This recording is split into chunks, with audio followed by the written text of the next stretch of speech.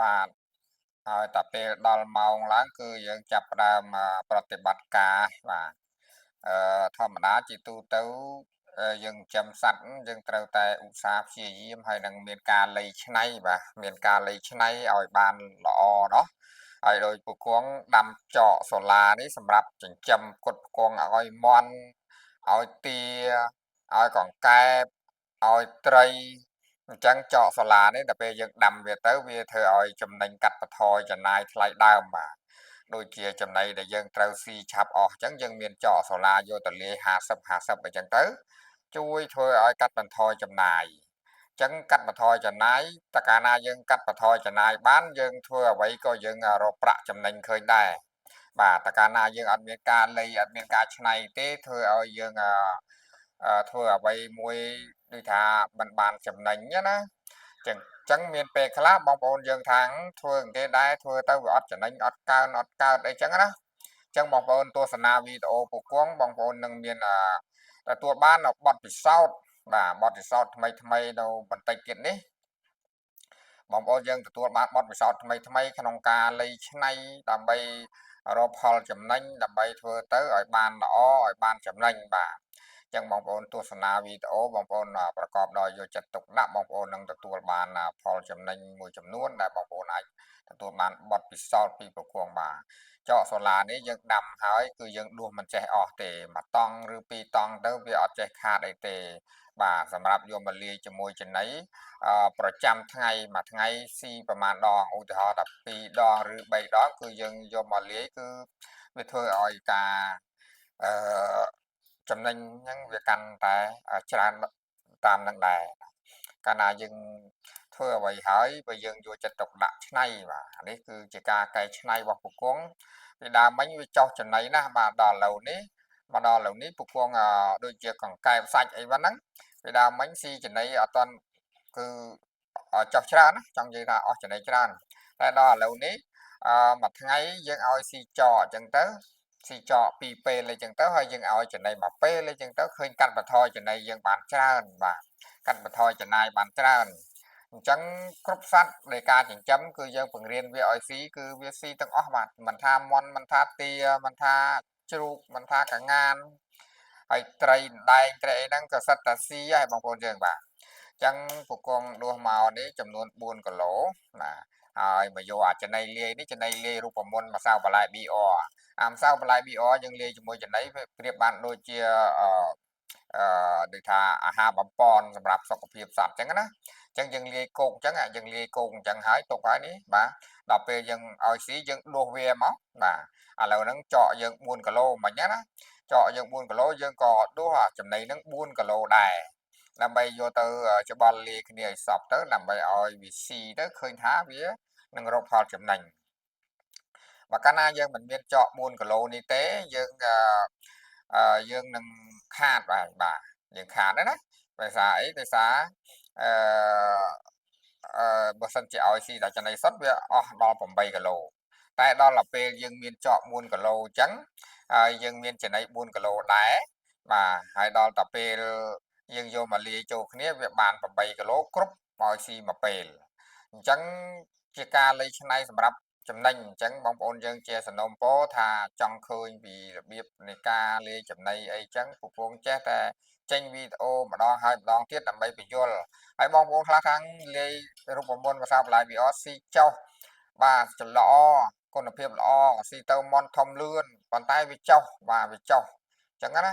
ឥឡូវបងប្អូនយើងលាយតែប៉ុណ្្នឹងមកឡើងចុះហើយណោះវាត្រូវស៊ីអស់8វាអស់តែ4តែបងប្អូនឃើញទេបាទ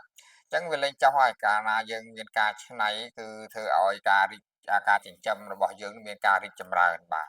មានការរីកចម្រើនតាមនឹងដែរអញ្ចឹងពូកងចេះតែអឺ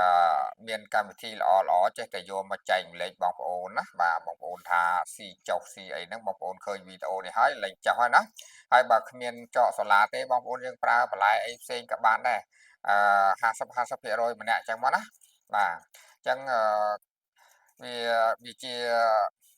រឿងមួយដែលយើងត្រូវដឹងហើយពេលដែលយើងដឹងហើយគឺរឿងដែលយើងត្រូវចំណេញបាទ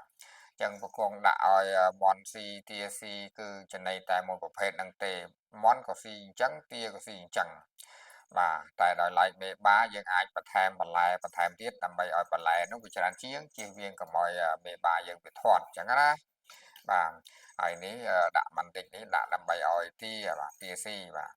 ទាបន្តិចបន្តួចហ្នឹងវាស៊ីឃើញចំណីហ្នឹងវាចូលចិត្តស៊ីវាស៊ីទៅក៏វាធំលូតលាស់លឿនអញ្ចឹងណាបាទចឹងមានអីទេវីដេអូពពងគ្រាន់តែថាគណនាជូនបងប្អូនយើងដើម្បីឲ្យបងប្អូនយើងចិញ្ចឹមសត្វទៅមានការកាត់បន្ថយចំណាយកុំឲ្យសូវចាយចំណាយច្រើនតែកាលណាយើងអត់ចំណាយច្រើនធ្វើទៅចំណេញហើយបងប្អូនយើងបាទអ្វីអ្វីក៏ដោយកាលណាយើងកាត់បន្ថយចំណាយបានគឺនាំឲ្យមានផលចំណេញដល់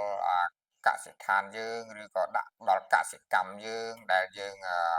ធ្វើទៅហើយគឺតែងតែទទួលបានផលតបស្នងត្រឡប់មកវិញដោយសារតែយើងនឹងមានការវៃឆ្លាតមានការវៃឆ្នៃអញ្ចឹងដែរហើយនិយាយពីរឿងចំណីនេះគូកងប្រើយូរឆ្នាំហើយបងប្អូនតែងតែតាមដានឃើញហើយឃើញថាល្អឲ្យមន់ស៊ីល្អមន់ឲ្យទាស៊ីល្អទាអញ្ចឹងណាឆាប់បានលក់ចំណេញច្រើនបាទហើយពគងនៅមានឆ្នៃមានលៃការចិញ្ចឹមបច្ចេកទេសអីផ្សេងឲ្យតែកាលណាមានឃើញកន្លែងណាល្អហើយអត់ទុកអត់ដាក់អត់លាក់អត់លាមទេយកមកបង្ហាញបងប្អូនយើងដើម្បីឲ្យបងប្អូនយើងមានលទ្ធភាពកែច្នៃដែរបាទពេលណាបងប្អូនយើងទស្សនាវីដេអូពពងចប់បងប្អូនយើងនឹងទទួលបានបទពិសោធន៍កែច្នៃបងប្អូនយើងក៏អាចកែច្នៃបែបហ្នឹងបានណោះបាទហើយតើកាលណាកែច្នៃបានហើយឃើញហើយកន្លែងដែលចំណេញគឺមានតែប៉ុណ្្នឹងហើយបងប្អូនឃើញហើយទស្សនាវីដេអូមុនមន់ពគងនេះដាក់មកប៉ាន់កពួនដៃទេបណ្ដល់ឥឡូវនេះមន់ចូលគីឡូហើយបងប្អូនយើងមន់ចូលគីឡូហើយហើយមានអីទៀតតែបន្តិចទៀតคลิกតែបន្តិចទៀតគឺយើងអាចប្រមូលផលបានហើយបងប្អូនយើងដាក់ទៅមកផ្ទះមាន2 3ទ្រុងទៅហើយដូចទ្រុងហ្នឹងពគងតែងតែចែកម្លែកបងប្អូនហើយបាទទៅតឹងទ្រុង1ម៉ែត្រកន្លះបដោយ3ម៉ែត្រពុះអញ្ចឹងចំកដាលចែកជា2មកខាងដាក់មន់បាន15ក្បាលហើយដាក់ចំណីឲ្យស៊ីចឹងមកបាទភ្លេចបងប្អូនយើងមានតែ4 5ទ្រុងមន់រាប់រយដែរណាបាទហើយអត់ដើរប្រសេកប្រសាចអត់រញ៉េរញ៉ៃអត់ពិបាកឲ្យយើងទៅមានផលលំបាកដោយសារវាទេបាទងាយស្រួលអញ្ចឹងណានៅមួយកន្លែងអញ្ចឹងអត់បាក់ចាំញ៉េញ៉ៃទេណោះយើងចង់ដាក់តាណាគៀនកោះគៀនផ្ទះគៀនសំបែងឬក៏គៀនចំការអីតាណាក៏បានហើយបើចង់ស្រួលទៀតនោះដាក់កង់មករុញប្រយទ្រង់ចល័តណាបាទរុញប្រយដាក់តាណាក៏បានដែរបាទចឹងស្រួលបាទហើយចាំបាច់ធ្វើចំណាយរោងធំអីទេបងប្អូនយើងមិនបាច់ចាំចំណាយរោងធំធ្វើឲ្យនាំជាប់ដីជាប់កន្លែងថ្ងៃក្រោយទៅលេងឆ្នៃអីពិបាកទេអានេះរោងចល័តនេះគឺស្រួលណាហើយឃើញស្រាប់ហើយពគងដាក់ឲ្យបងប្អូនយើងទស្សនាហូហើកន្លងមកគឺថាវាងាយបាទហើយយើងចង់ចាប់វាមន់ហ្នឹងស្មើណាក៏បានហើយមួយទៀតវានៅលើខ្ពស់អញ្ចឹងវាអត់មានកើតរោគកើតជំងឺអីងាយទេបងប្អូនយើងវាអត់មានប៉ះដីប៉ះរោគប៉ះជំងឺមកខ្លួនវាទេវាស្រស់ស្រាយតែម្ដងបាទហើយពពងនឹងបន្តឆ្នៃបន្តិចទៀតនេះពពងកំពុងតែត្រៀមនឹងឆ្នៃរោងមួយផ្សេងទៀតទ្រង់មួយផ្សេងទៀតជាគំរូមួយឲ្យវាមានគុណភាពសុវត្ថិភាពសម្រាប់ក្នុងការចិញ្ចឹមងាយស្រួលដីទូចយើងអាចចិញ្ចឹមបានច្រើនកាលណាយើងវាយកូនទ្រង់តូចអញ្ចឹងដាក់ពង្រាយវាទៅដីយើងទូចយើងចិញ្ចឹមបានច្រើនព្រោះទ្រង់មួយនេះយើងអាចដាក់មន់បាន30ក្បាលដែរបើយើងមានតែ10ទ្រង់យើងមានមន់300ក្បាលហើយ10ទ្រង់វាមិនត្រូវការកន្លែងធំទូលាយអីប្រហែលទេណោះគៀនផ្ទះថ្មក្បែរផ្ទះល្វែងអីក៏យើងដាក់បានដែរបាទឲ្យតែយើងមានការតាំងចិត្តថាធ្វើព្យាយាមធ្វើគឺបានចឹងឯងបាទហើយដោយពូកងឃើញទេមកត្រង់ហ្នឹងក្តាំងទៀតហើយបាទសិតតែមន់បាទហើយមន់ហ្នឹងក្រងដាក់តែ30ពេលបណ្ដល់ពេលកូនវាលើតិចតួចដាក់ទាំងអស់ទៅក៏មិនឃើញមានអីដែរបាទល្អតាបាទហើយនេះពូកងចង់ប្រាប់បងប្អូនយើងកូនឈើនេះកូនឈើព្រៃខ្យល់ទេណានេះកូនឈើព្រៃខ្យល់ឃើញហ៎មិនចាំបាច់ទៅរកឈើឯណាល្អឯកឯណាទេគ្រាន់តែកូនឈើព្រៃខ្យល់ហើយនឹងអាស័យអីចឹងទៅយើងអាចធ្វើទៅបានហើយបាទត្រង់មួយហ្នឹងវាហ្នឹងកូនឈើប្រមាណដើមមករួចមួយចឹងទៅ បាទអញ្ចឹងវីដេអូពងគ្រាន់តែចែកម្លែកបងប្អូនយើងប៉ុណ្ណឹងដើម្បីឲ្យបងប្អូនយើងហ្នឹងងាកមកចាប់អារម្មណ៍មកបង្កើតផលនៅក្នុងផ្ទះណោះពេលណាដែលយើងនេះទុកឲ្យប្រពន្ធមើលក៏បានយើងការងារអីការងារខាងក្រៅអីទៅអានេះការងារនេះវាអត់មានពិបាករេរ៉ាអញ្ចឹងសូម្បីតែស្រីក៏គាត់ងាយស្រួលក្នុងការដាក់ទឹកដាក់ចំណីអីសិតតែខាងក្រៅទាំងអស់អត់មានពិបាកទៅឲ្យឆ្ងល់ខ្វល់អីច្រើនទេណាបាទចឹងវីដេអូពងដល់ទីបញ្ចប់តែប៉ុណ្ណឹងអរគុណសម្រាប់បងប្អូនទស្សនាដល់ចប់បាទអរគុណ